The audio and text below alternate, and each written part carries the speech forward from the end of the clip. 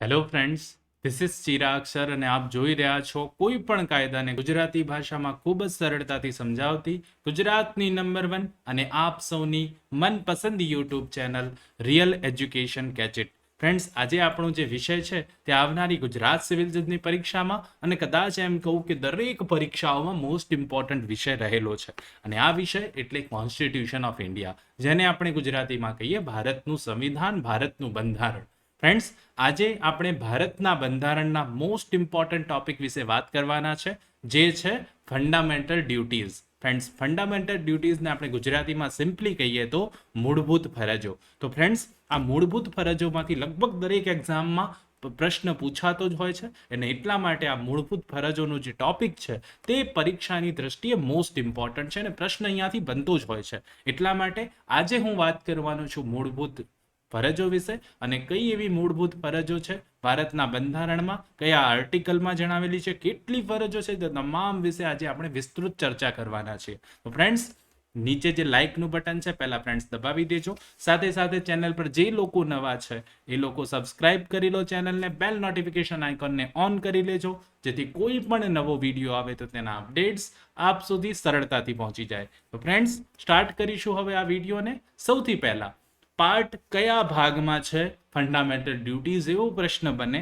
અહીંયા ખાસ કરીને એમેન્ડમેન્ટથી એડ કરવામાં આવ્યો હતો. આ ભાગ 4A માં ફંડામેન્ટલ ડ્યુટીઝ એટલે કે મૂળભૂત ફરજો વિશેની વાત કરવામાં આવી છે. તો ફ્રેન્ડ્સ, ઘણીવાર અહીંયાથી પ્રશ્ન બને છે કે જે ફંડામેન્ટલ ડ્યુટીઝ જે છે એ કયા એમેન્ડમેન્ટથી એડ કરવામાં આવી. તો ફ્રેન્ડ્સ, અહીંયા નીચે ડેટ પણ આપેલી હોય છે. Inserted by 42nd amendment 1976. તો 1976માં જે 42મો સુધારો આવ્યો તો કોન્સ્ટિટ્યુશનમાં વિથ ઇફેક્ટ ફ્રોમ 3 જાન્યુઆરી 1977, આ ઇન્સર્ટ કરવામાં આવી છે પર્ટિક્યુલર અનુચ્છેદ, particular article, section number article number 51A. 51A માં ફંડામેન્ટલ ડ્યુટીઝની વાત કરવામાં આવી છે. અને અહીંયા કીધું છે કે it shall be the duty of every citizen of India. કોની ફરજ રહેશે? ભારતના દરેક નાગરિકની આ ફરજો રહેશે. તો અહીંયા ફરજો એક પછી એક આપવામાં આવી છે, તે તમામને આપણે સમજીશું અને પરીક્ષાની દ્રષ્ટિએ યાદ રાખવા પ્રયત્ન કરીશું, જેથી કોઈ પણ પ્રશ્ન અહીંયાથી પૂછાય તો આપ સૌને સરળતાથી આવડી જાય. તો ફ્રેન્ડ્સ, આપણે પાર્ટ 4A ઇન્સર્ટેડ 1976માં 42nd એમેન્ડમેન્ટથી એડ કરવામાં આવી છે ફંડામેન્ટલ ડ્યુટીઝ. આર્ટિકલની વાત હોય તો 51A યાદ રાખી લેવાનું છે. Okay, part 4A article 51A fundamental ડ્યુટીઝની વાત કરે છે 1976, અને સાથે સાથે 42nd એમેન્ડમેન્ટ આપ સૌના મગજમાં ક્લિયર હોવું જોઈએ. હવે વાત કરીશું ફંડામેન્ટલ ડ્યુટીઝની. તો સૌથી પહેલી ભારતના નાગરિકની શું ફરજ છે? To abide by the constitution and respect its ideals and institutes, the national flags and the national anthem. તો ફ્રેન્ડ્સ, અહીંયા એવું કહે છે કે સંવિધાનને વફાદાર રહેવાની. To abide by the constitution એટલે કે સંવિધાનને, બંધારણને શું રહેવાની? વફાદાર રહેવાની. And respect its ideals and institution, તેના આદર્શો અને સંસ્થાઓના, ખાસ કરીને the national flag and the national anthem, તેના આદર્શો, તેના સંસ્થાઓના, રાષ્ટ્રધ્વજનો અને રાષ્ટ્રીય ગીતનો આદર કરવાની. તો ફ્રેન્ડ્સ, સૌથી પહેલી કોઈ પણ ભારતના નાગરિકની ફરજ આ રહેશે કે જે ભારતનું બંધારણ છે તેને વફાદાર રહેવાનું, જે પણ કોઈ આઈડિયલ્સ અને ઇન્સ્ટિટ્યુશન્સ છે તેના નેશનલ ફ્લેગ, જે રાષ્ટ્રીય ધ્વજ, અને નેશનલ એન્થમ જે છે તેને શું કરવાનું ફ્રેન્ડ્સ? તેની આદર કરવાનું, રિસ્પેક્ટ કરવાનું, જે સૌથી પહેલી ફરજ રહેશે. એ ભારતીય જે પણ કોઈ નાગરિક છે તેની સૌથી પહેલી આ મૂળભૂત ફરજ રહેશે. Clear friends? બિલકુલ સિમ્પલ છે, યાદ રહી જાય તેવું છે. હવે next, to cherish and follow the noble ideals which inspired our national struggle for freedom. બીમાં આપણને એવું કહે છે કે cherish and follow the noble ideals, આઝાદી માટે આપણી રાષ્ટ્રીય લડતને પ્રેરણા આપનાર ઉમદા આદર્શોને હૃદયમાં પ્રતિષ્ઠિત કરવાની અને અનુસરવાની. ટુ ચેરિશ એન્ડ ફોલો, પ્રતિષ્ઠિત કરવું અને અનુસરવું. What? The noble ideals which inspired our national struggle, જેને આપણી રાષ્ટ્રીય લડતને પ્રેરણા આપી અને ઉમદા આદર્શોને, આવા ઉમદા આદર્શો જે રજૂ થયા છે તેને પ્રતિષ્ઠિત કરવાની અને તેને અનુસરવાની દરેક ભારતીય નાગરિકની મૂળભૂત ફરજ રહેશે. સિમ્પલ છે અને યાદ પણ રહી જાય તેવું છે. C, to uphold and protect the sovereignty, unity and integrity of India. તો અહીંયા એવું કે છે ભારતના સોવરેનિટી સાર્વભૌમત્વ, યુનિટી એટલે કે એકતા, અને ઇન્ટિગ્રિટી એટલે અખંડતા નું સમર્થન કરવાની અને તેમનું રક્ષણ કરવાની. ટુ અપહોલ્ડ એન્ડ પ્રોટેક્ટ, એનું સમર્થન કરવું અને તેનું રક્ષણ કોનું? Sovereignty, unity and integrity of India, ભારતના સાર્વભૌમત્વ, એકતા અને અખંડતાનું શું કરવું ફ્રેન્ડ્સ? એનું સમર્થન કરવાની, અપહોલ્ડ એન્ડ રક્ષણ કરવાની કોઈ પણ ભારતના નાગરિકની જે છે ફરજ રહેશે. ફરજ નંબર 3. ક્લિયર? બિલકુલ સિમ્પલ છે ને, યાદ રહી જાય તેવું પણ છે. ડી માં જોઈએ હવે. To defend the country and render national service when called upon to do so. ભારતના કોઈ પણ નાગરિકની આ પણ ફરજ છે કે દેશનું રક્ષણ કરવાની. To defend the country, Bharat દેશનું શું કરવું પડશે? રક્ષણ કરવાની ફરજ છે કોઈ પણ ભારતીય નાગરિકની. અને રાષ્ટ્રીય સેવા બજાવવાની હાકલ થતા તેમ કરવાની. જ્યારે પણ રાષ્ટ્રીય સર્વિસની જરૂર પડે ભારત દેશમાં, તો આવા વ્યક્તિએ શું કરવું પડે? ભારત દેશના નાગરિક તરીકે તેમાં સેવા આપવી પડે. તે વિશેની પણ જોગવાઈ છે, તે ફરજ નાખવામાં આવી. ફરજ છે, મૂળભૂત ફરજ છે. અહીંયા દેશના રક્ષણ માટે અને રાષ્ટ્રીય સેવા બજાવવાની હાકલ થતા તેમ કરવાની, એટલે રાષ્ટ્રીય સેવા કરવાની ભારતના નાગરિકની ફરજ રહેશે. બિલકુલ સિમ્પલ, યાદ પણ રહી જાય તેવું છે. ત્યારબાદ two promote harmony, the spirit of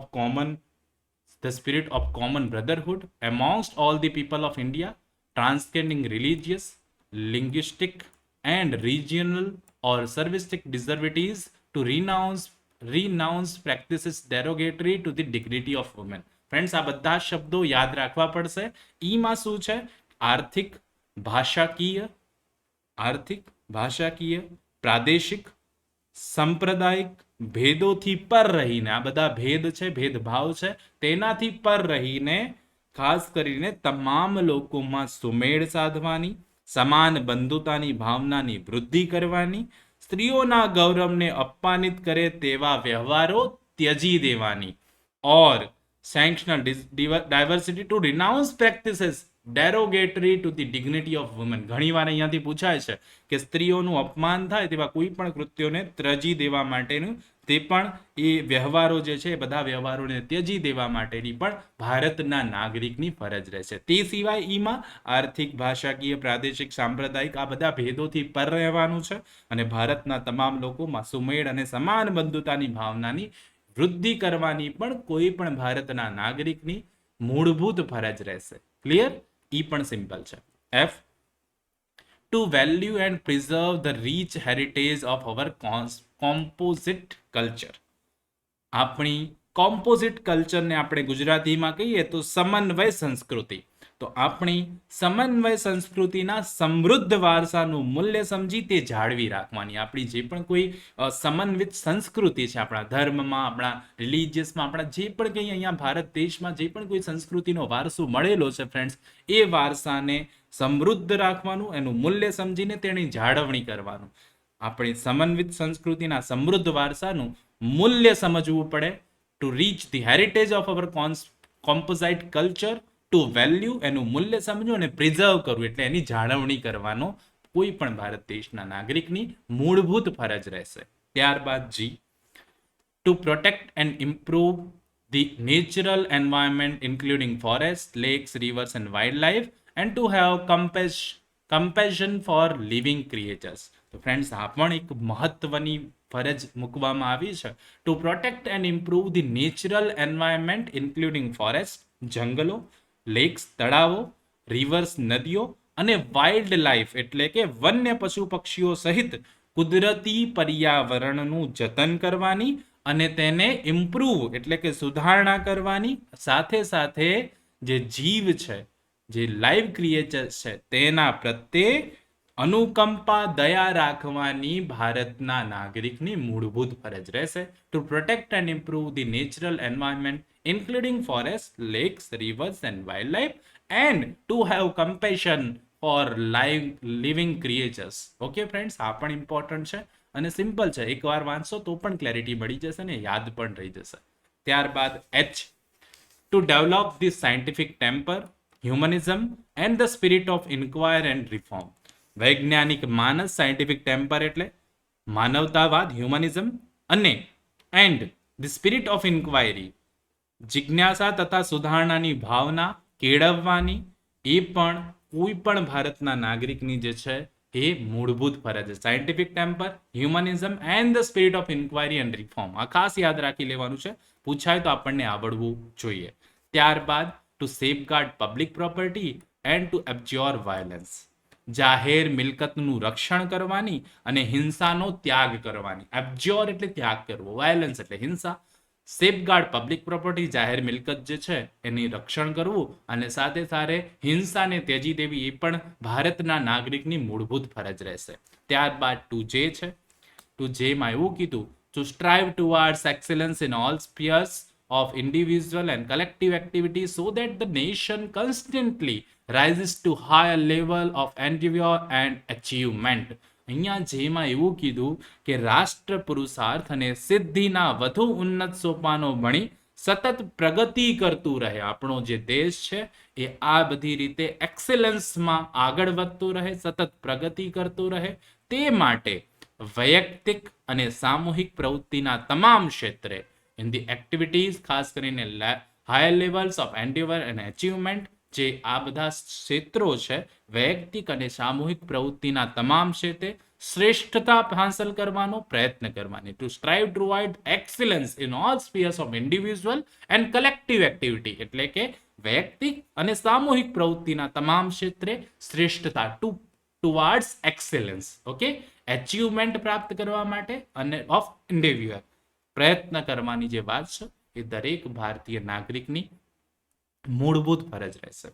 ત્યારબાદ લાસ્ટ છે ટુ કે, એ એડ કરવામાં આવી હતી ફ્રેન્ડ્સ, એ છે 86 એમેન્ડમેન્ટથી એડ કરવામાં આવી છે 2002માં, 1/4/2010 ફ્રેન્ડ્સ આ ઇફેક્ટ આવ્યો છે. અને ફ્રેન્ડ્સ સાથે સાથે યાદ રાખી લેવાનું છે 86 એમેન્ડમેન્ટથી કે નામની ડ્યુટી એડ કરવામાં આવી છે ભારતના બંધારણના આર્ટિકલ 51A માં, જે છે 2002 86 એમેન્ડમેન્ટથી એડ કરવામાં આવે છે, જેમાં એવું કીધું છે who is parent or guardian to provide opportunity for education of his child or as the case may be ward between the age of 6 and 14 years. તો ફ્રેન્ડ્સ અહીંયા એવું કીધું છે માતા પિતા અથવા વાલીએ 6 વર્ષથી 14 વર્ષ સુધીના વયના પોતાના બાળક અથવા યથાપ્રસંગ પાલ્યને શિક્ષણની તકો પૂરી પાડવી.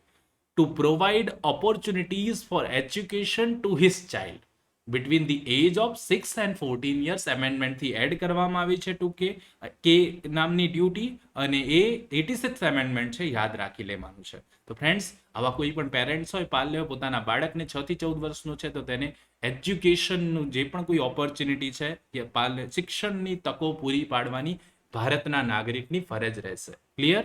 તો ફ્રેન્ડ્સ આઈ હોપ સો આપણે જોયું છે પાર્ટ 4A જે વાત કરે છે ફંડામેન્ટલ ડ્યુટીઝ વિશે, અને તે આપ સૌ સમજી ચૂક્યા છો. ને હવે કોઈ પણ પ્રશ્ન અહીંયાથી પૂછાશે તો આપ સૌને જરૂરથી આવડી જશે એવી આશા રાખું છું. તો ફ્રેન્ડ્સ આઈ હોપ આજનો આ વિડીયો આપ સૌને સારો લાગ્યો હશે. જો સારો લાગ્યો હોય તો નીચે જે લાઇકનું બટન છે ફ્રેન્ડ્સ જરૂરથી દબાવી દેજો.